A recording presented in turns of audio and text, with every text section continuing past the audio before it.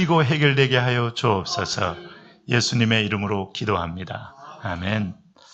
축복의 말씀, 위험한 말씀. 어떻게 들으면 말씀이 위험해질까? 어떻게 들으면 말씀이 축복이 될까? 그것은 여러분, 밭된 우리 마음 밭의 상태에 달려있다 라고 말할 수 있어요. 하나님은 우리에게 말씀을 던질 때마다 기대가 있다는 걸 기억하셔야 됩니다. 말씀은 우리가 한번 듣고 흘러가는 하나의 세상의 풍문으로 던지는 게 아니고 하나님에게 있어서는 전부입니다. 하나님에게 있어서는 이게 창조의 도구이고 하나님에게 있어서는 이것이 우리를 살리는 도구이고 하나님에게 있어서는 이것은 곧 천국에 우리를 위하여 예비한 약속인 것이에요. 그래서 우리가 말씀을 떠나서는 아무것도 할 수가 없는 것이죠. 베드로 사도가 분명히 경험하고 말한 것처럼 풀은 마르고 꽃은 시들어도 모든 것이 유한성이 있고 종착점이 있어도 하나님의 말씀은 영원까지 이르게 되고 영원까지 살아있게 된다 하는 거예요.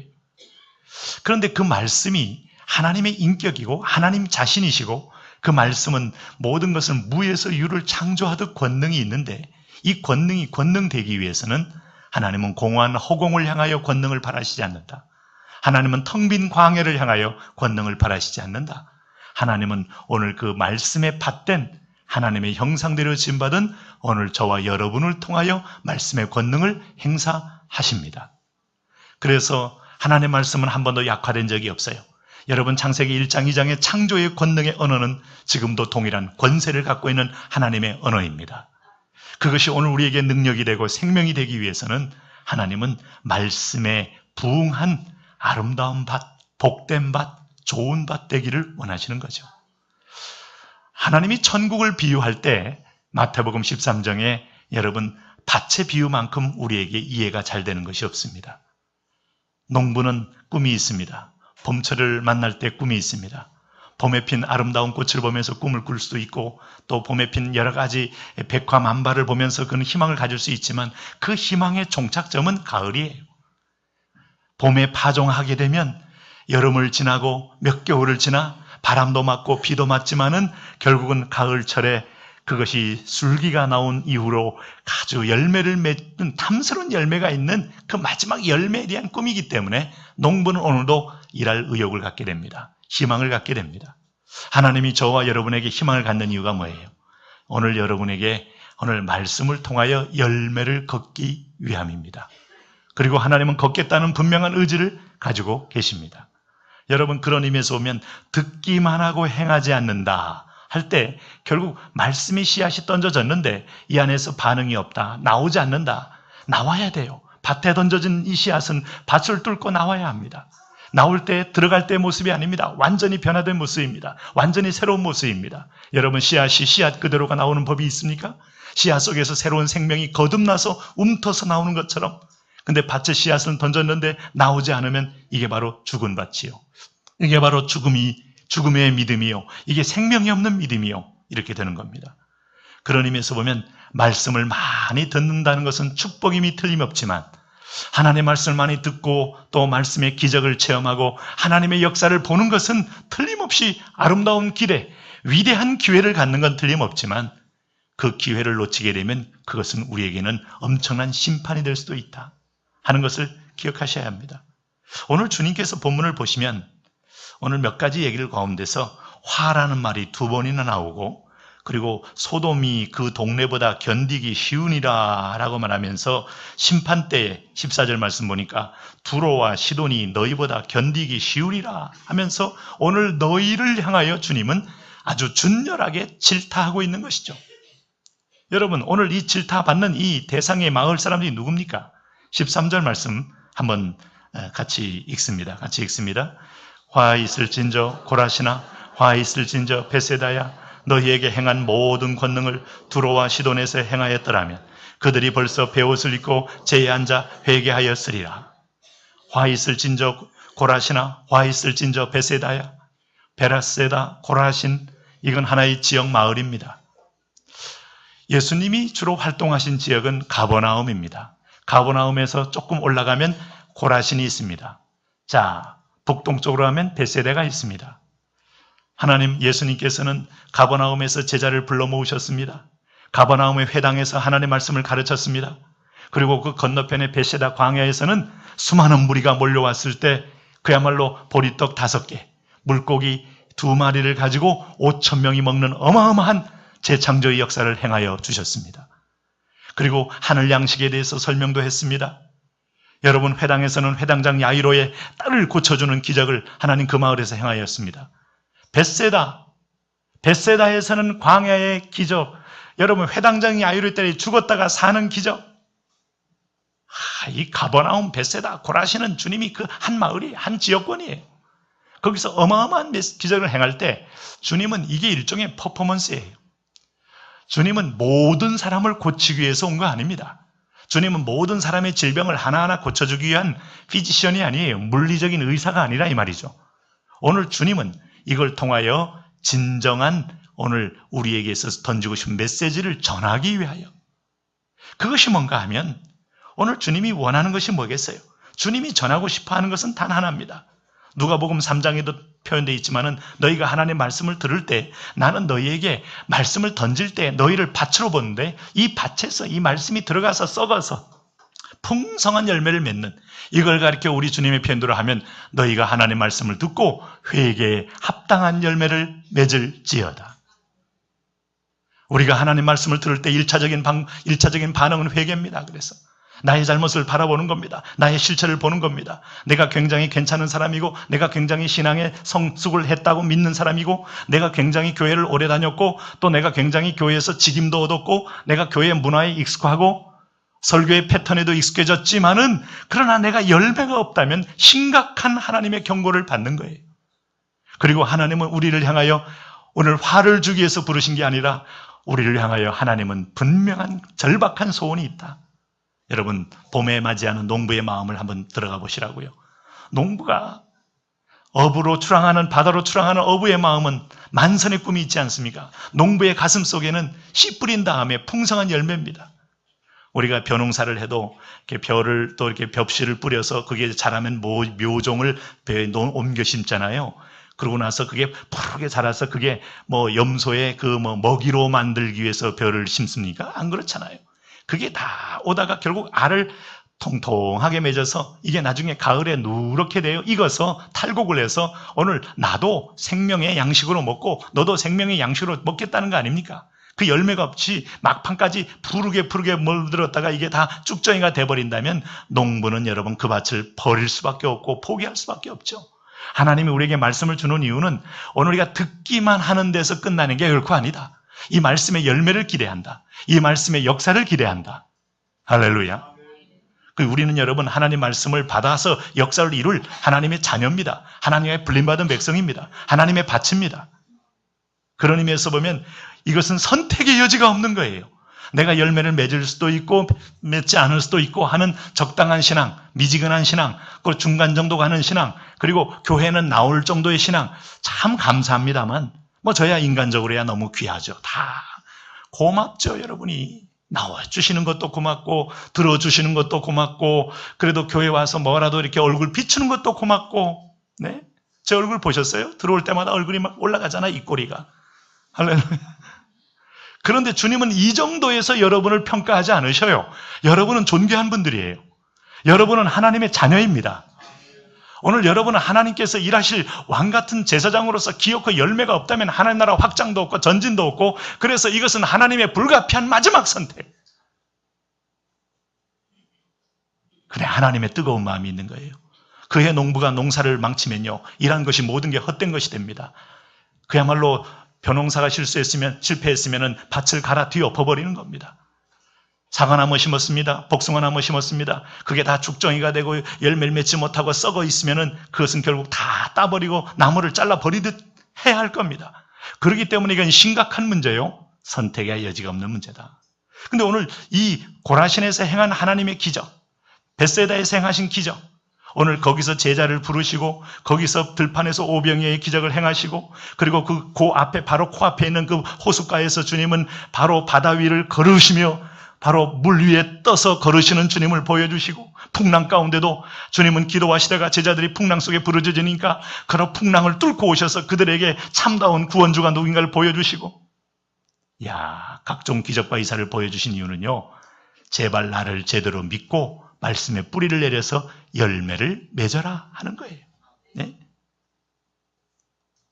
여러분, 그런데 너희가 그렇게 이런 큰 기적을 행했음에도 불구하고 오늘 소돔과 고모라보다 못하다는 얘기가 뭐예요? 차라리 이런 것을 소돔에서 행했으면, 소돔은 여러분 오늘 하나님을 떠난 오늘 악한 공동체의 상징 아닙니까? 음란의 공동체요. 동성애가 편만하고 거기서 여호와를 떠나고 사람들이 다 짐승체험 되어버려서 하나님이 불로 심판할 공동체 아닙니까?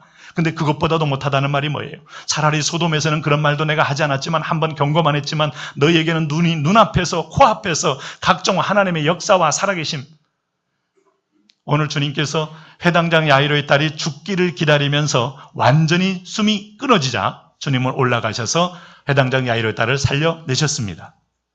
동네에 소문이 다 났습니다.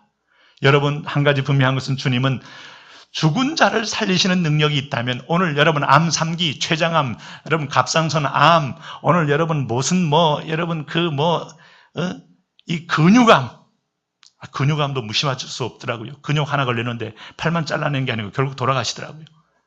모든 질병을 능히 치료할 수 있습니다. 할렐루야. 오늘 우리에게 평안을 주노라 하고 말씀하신 주님은 당신의 정신적인 불안, 그리고 계속해서 이 파도처럼 리듬을 타는 내 정서적인 여는 불확실성, 불안정성 이런 것들에 대하여 하나님은 평강으로 함께할 수 있는 분이십니다. 그런데 오늘 주님은요, 그 정도 평강을 얻고 그 정도 치유를 받는 게 목적이 아니라는 거예요. 네? 그렇게 살려낸 나사로가 다시 이 땅을 떠나는 걸 보면 여러분 그게 영원한 하나님의 목적이 아니에요. 오늘 그렇게 배고팠던 사람들이 한 끼 식사한 다음에 그 다음 날은 배 안 고프겠습니까? 오늘 그것이 목적이 아니라는 거예요. 오늘 주님은 이것을 통하여 내가 보여준 이유는 내가 이런 능력이 있는 진정한 구원주니 오늘 너에게 내게 와서 회개에 합당한 열매를 맺어라. 네. 주님이 원하시는 것은 오늘 13절 말씀처럼 오늘 두로와 시돈에서 행하였더라면 그들이 벌써 베옷을 입고 제에 앉아 회개하였으리라. 여러분, 회개는요 하나님의 은혜를 받는 문을 여는 겁니다. 오늘 저하고 여러분 이 시대에 영성이 떨어지고 있다는 산 증거가 뭔가 하면 목사가 회개의 설교를 선포하지 않습니다. 성도들이 여러분 회개의 설교에 대해서 부담스러워합니다. 그런 사이에 우리 영혼은 여러분 그야말로 하나님을 어떻게 보느냐 하면 나의 문제를 해결해 주는 분으로만 신뢰합니다. 거기서 불행이 있습니다. 응답받는 신앙으로만 전락합니다. 응답받습니다. 기도하면 들으십니다. 절박하면 하나님도 개입하십니다. 도와주십니다. 하나님이 호흡도 함께 하십니다. 내 중심의 신음까지도 읽어내시는 분입니다. 그런 하나님이 응답이 없다는 것은 여러분 그것은 있을 수 없는 얘기입니다. 응답해 주십니다. 그런데 응답만 바라보는 신앙은 성장이 없습니다. 하나님은 응답을 지금 하기 위하여 오신 분이 아니고 오늘 당신을 열매를 맺는 사람으로 바꾸어버리기 위하여 이 땅에 오신 분이에요. 할렐루야. 누가복음 3장 8절 제가 지금 계속 선포한 것처럼 그러므로 회개에 합당한 열매를 맺고 속으로 아브라함의 자손이라 하지 말라. 이 말은 혈통적으로 우리가 유대인이라면 우리는 선민이요 선택받은 백성이요 절대로 구원에서 떨어지지 않는 그런 백성이니 이제는 기득권을 누리자. 아니 그것 가지고 너희는 아브라함 백성 될 수 없다는 거예요. 회개에 합당한 열매를 맺고 들어와야. 회개란 말은 마음에 여러분 이게 씨앗과 밭과의 관계를 상상해 보세요. 씨앗은 여러분 아무리 좋은 씨앗 이 속에는 정말 생명의 DNA가 숨겨져 있어서 이 DNA 정보 속에는 이게 앞으로 100개의 알을 맺게 할 건지 1000개의 알을 맺게 할 건지 이 안에 이미 다 있는 겁니다. 없는 게 맺어지는 법은 없어요. 그 씨앗 속에는 생명의 DNA가 있어요. 근데 이거 안 심으면 이 씨앗은 씨앗 한 알에 끝나는 거죠. 씨앗을 먹고 배부를 사람은 없습니다. 씨앗은 심겨줘야 합니다. 하나님 말씀은 지금 밭을 찾고 있어요. 오늘 말씀을 심을 수 있는 밭을 찾고 있어요. 거기에 돌이 많습니다. 여러분 유리 조각도 있습니다. 그 마음속에 막 척박합니다. 이게 바로 상처도 많고 섭섭병, 소음병, 미움병, 여러분 온갖 불신병, 의심병 이런 것들이 들어오면서 씨앗이 던져졌으면 그야말로 씨앗이 뿌리를 내릴 수가 없이 결국 그 밭은 척박한 밭이 되어서 씨앗만 상하고 마는 밭.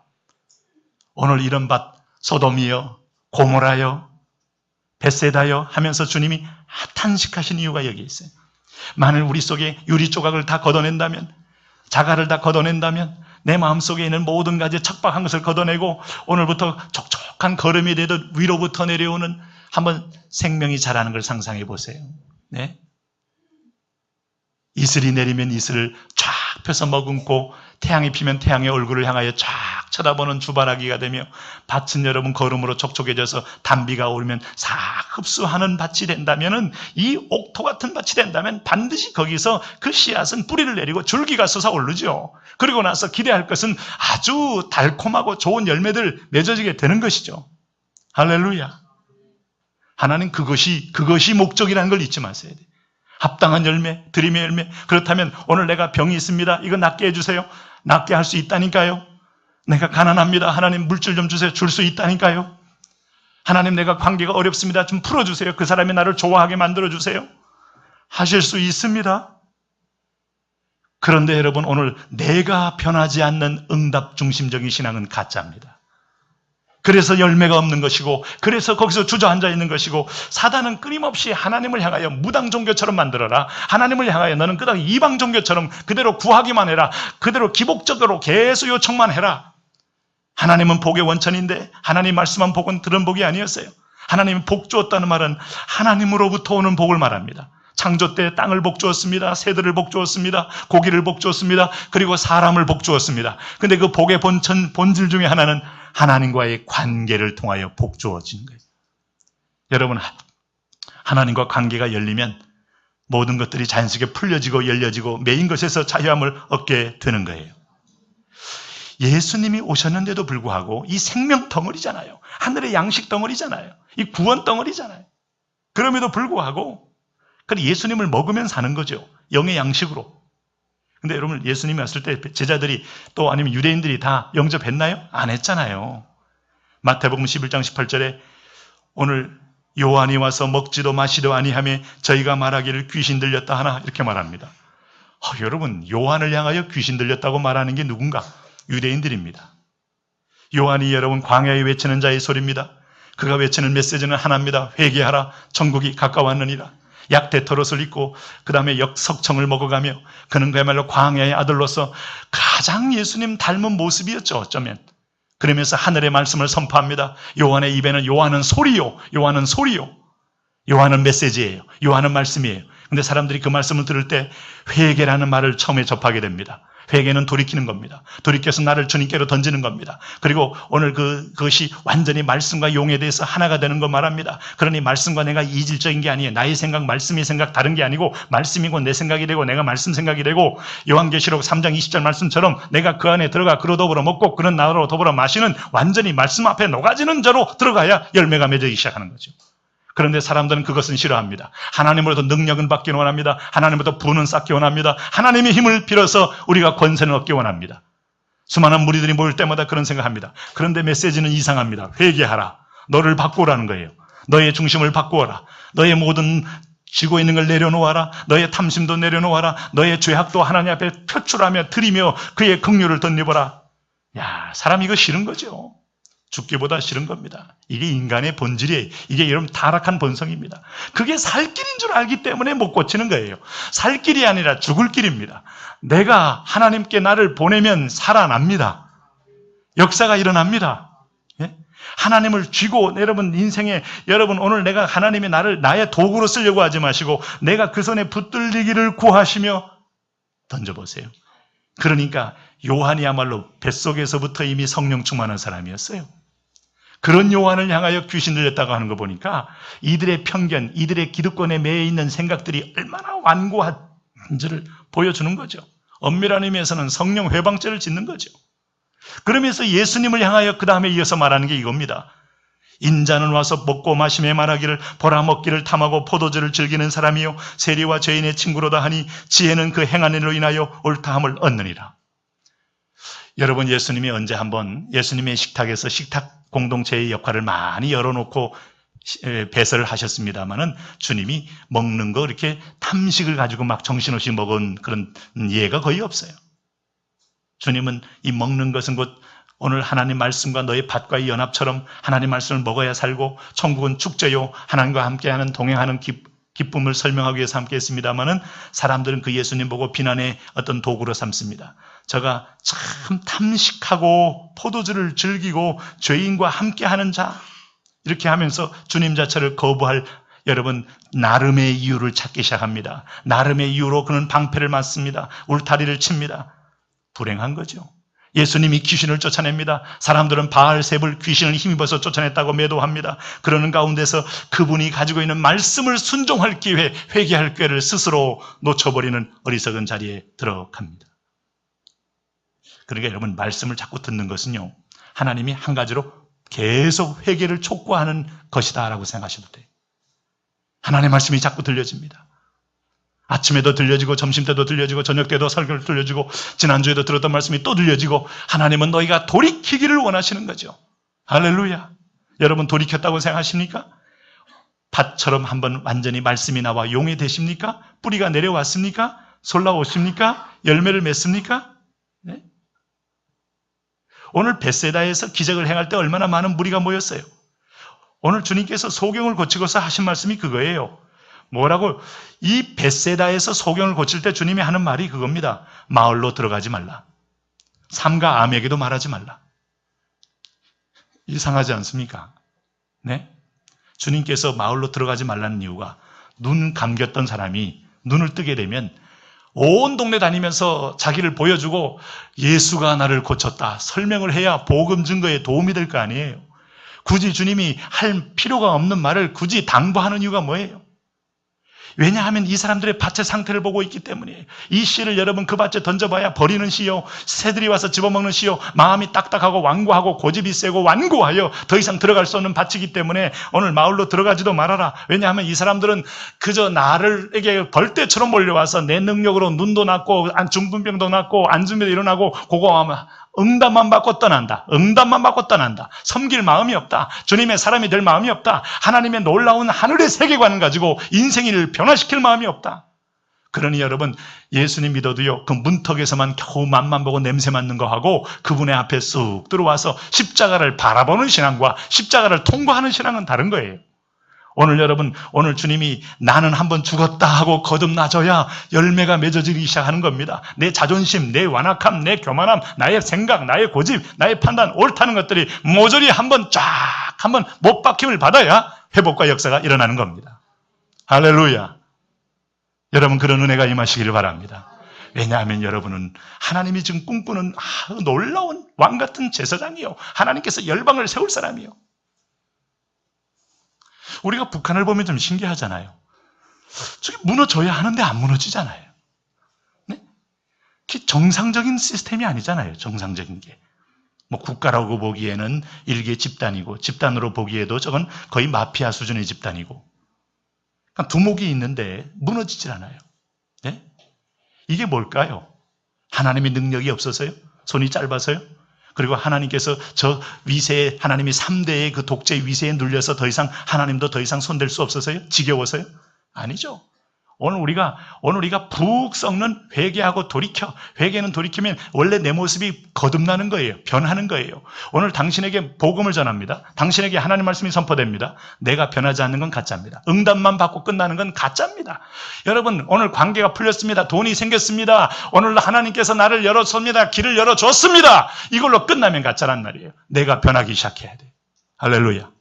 하나님의 눈으로, 하나님의 시각으로, 그리고 풍부에 처하든지 비천에 처하든지 높은 자리에 올림을 받았든지 낮은 자리에 있든지 간에 일체의 비결을 배우며 주님과 동행함 때문에 여러분 감사. 이제 곧 조만간에 나팔꽃이 피겠죠? 나팔꽃이 아침에 햇볕을 받으면 쫙 펴잖아요. 햇볕을 못 받으면 쪼르르 이렇게 닫고, 그 나팔과 함께 나팔꽃, 정말 빵빠레를 부르는 것 같은데, 야, 가끔 보면 이렇게 우리 인생도요, 하나님을 향하여 얼굴을 들면 얼굴이 피고, 거기다가 내 입에서 감사하는 순간에 하늘의 그 태양 에너지가 다 내게로 오는 거죠. 네? 단비가 내게로 오고. 근데 인상과 우울과 낭망, 그건 당신이 여러분 지금 오늘 자기라는 이 거대한 우상의 전 앞에 바뀜이 거절하고 그 안에서 여러분 내가 그 웅덩이 속에 파묻혀 있는 거예요. 나를 살리는 웅덩이가 아니고 곧 나를 그 죽음의 웅덩이에 갖게 하는 겁니다. 네?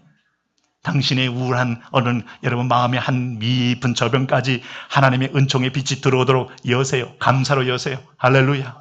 감사해요 하는 순간에 얼굴이 피고 나팔꽃이 피듯이 파랗파랗 생명이 일어날 때 보면 정말 이게 밑에도 걸음이 있고요. 쫙 올라오고요. 그래서 막 그에 몽글몽글 이슬이 맺혀 있으면서 이 생명이 막 약동하여 일어나는 건데, 하나님은 그거 원하시잖아요. 겨울을 지난 이유가 뭔데요? 이 봄을 맞는 이 축복이 뭔데요?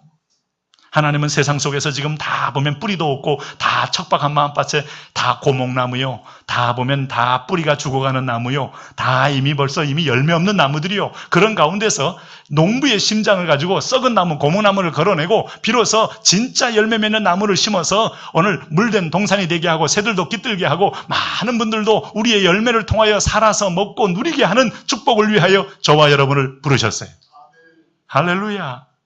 그러니 여러분 오늘 그냥 내 문제에 집중하고 있어요. 내 응답이 안 된다고 짜증하고 좌절하고 있어요. 거기에 매여 있습니다. 그 웅덩이에 들어가 있습니다. 사단의 전략입니다. 하나님이 여러 번 기적도 행합니다. 축복도 행합니다. 근데 그것만 응답만 받게 되면 축복만 보고 사람들 믿지 않아요. 벳세다, 가버나움에서 수많은 무리들이 믿고 따라와야 합니다만은 오늘 주님은 거기서 죽은 자를 살리기도 하고 없는 것을 있게도 만드시고 각종 기적을 펴시고 무리를 걷는 초월적인 능력도 보여줬지만은 사람들은 주님을 믿지 않아요. 네? 벳세다에서 제자가 나왔습니까? 고라신에서 여러분 하나님을 따르는 여러분 위대한 선지자가 나왔습니까? 우리가 계속 말씀을 드리면 축복도 크지만 책임도 크다는 사실을 기억하셔야 돼요. 내가 걸어온 신앙의 경력이 아름답고 복됩니다마는 그러나 동시에 그것은 자랑의 근거가 될 수는 없는 것이죠.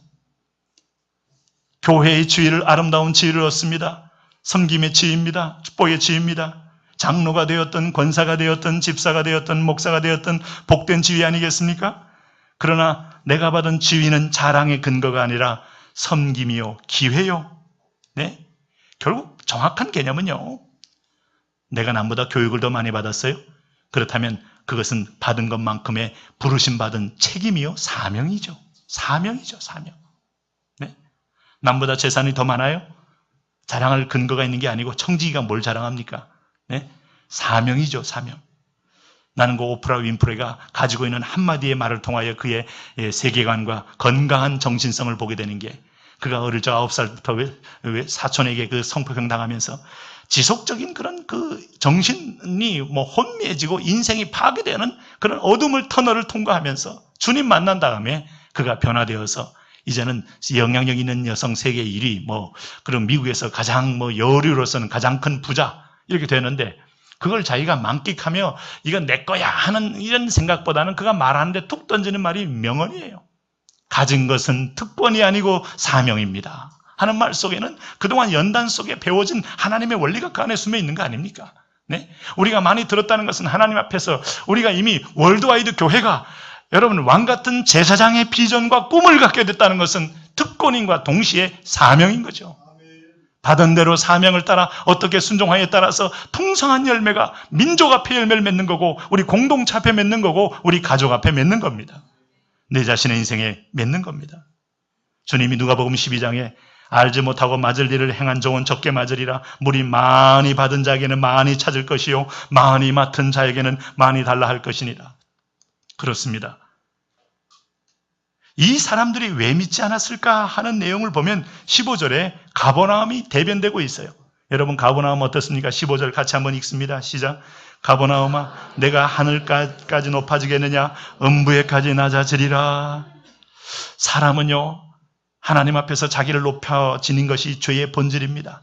하나님보다 자기를 더 보호하고 자기 편의주의에 잡히고 자기의 생각에 잡히고 자기의 인생의 염려와 걱정에 잡히는 게 다 교만함이에요. 네? 상처에 잡히는 거, 자기가 상했다고 자기가 힘들다고 말하는 모든 것들 속에는 자기의 정체성을 잃어버린 오늘 유리방화하는 자의 모습과 똑같은 겁니다.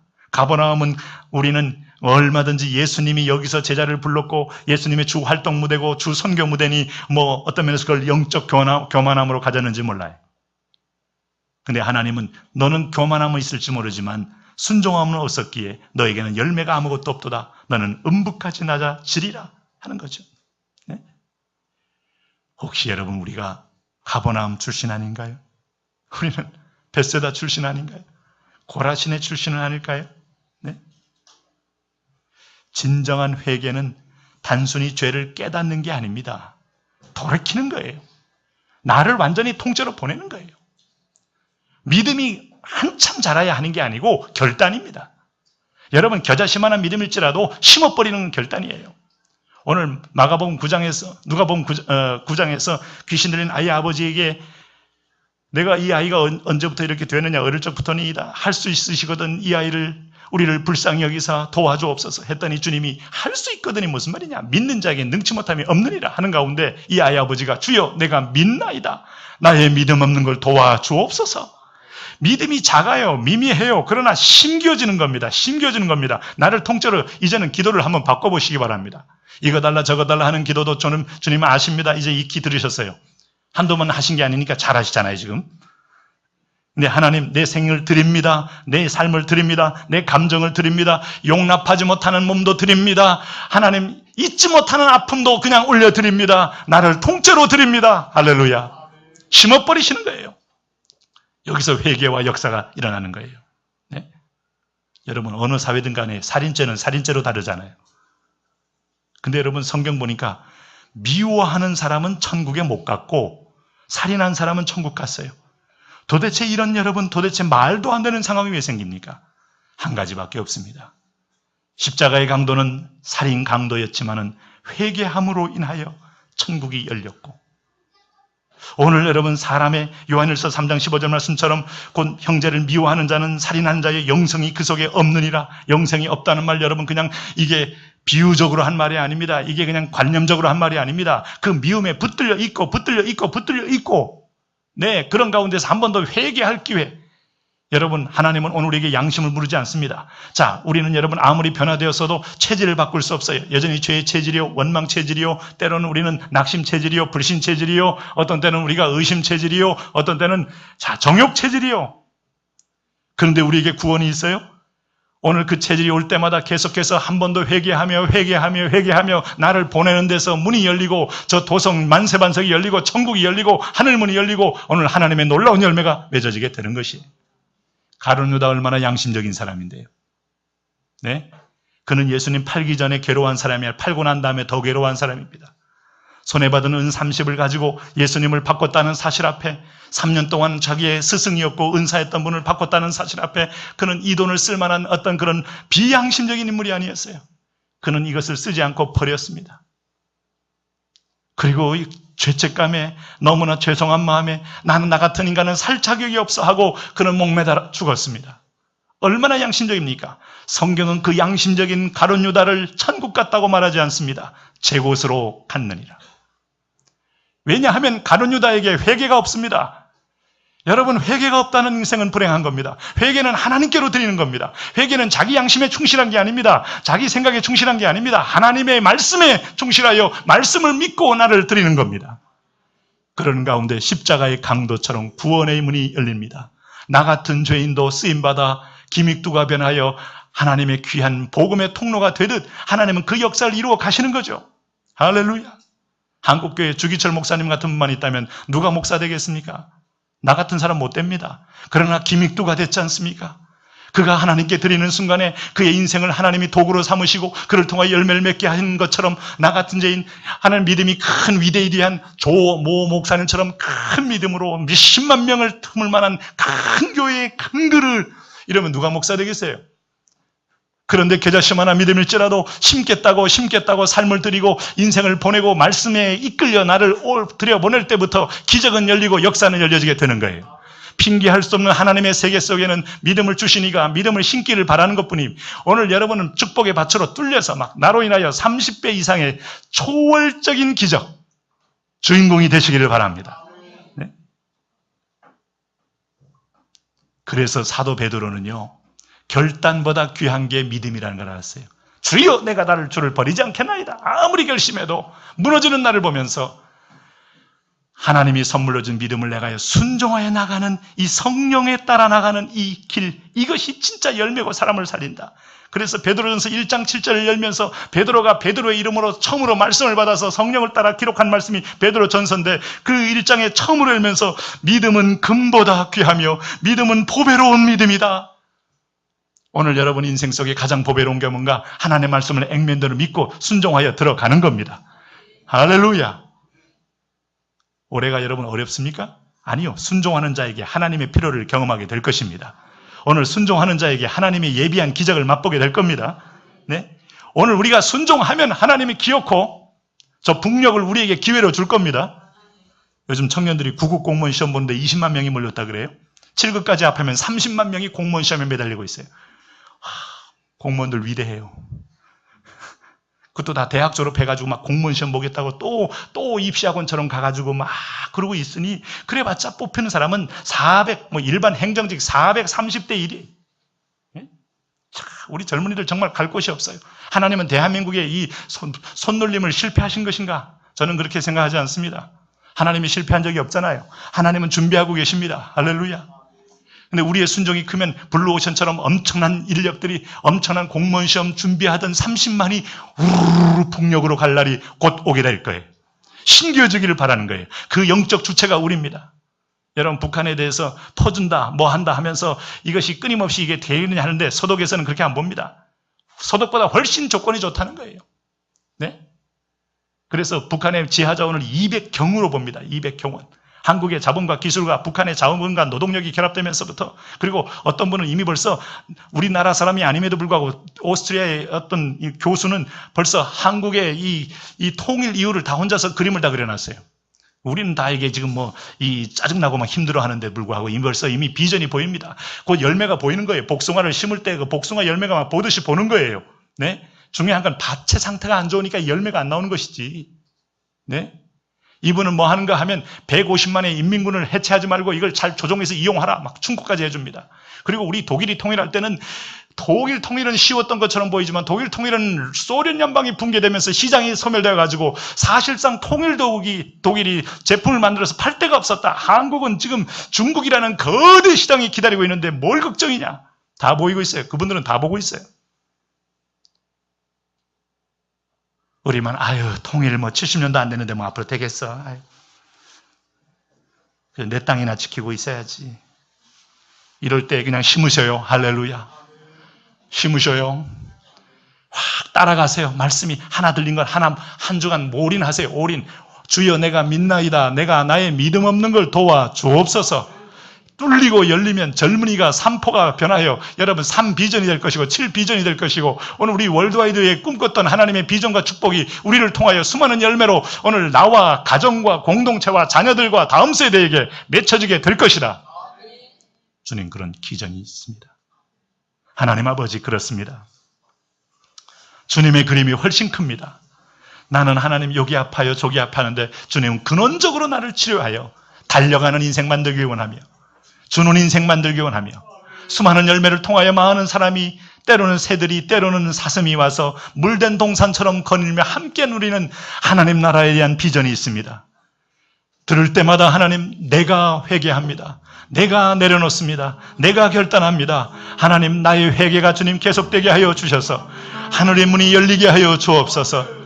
한 영혼을 향한 주님의 열매를 기대합니다. 나의 순종, 나의 결단을 통하여 그 영혼을 향한 생명줄이 연결됩니다. 오늘 주님, 우리를 사용하여 주옵소서. 예수님의 이름으로 기도합니다. 아멘.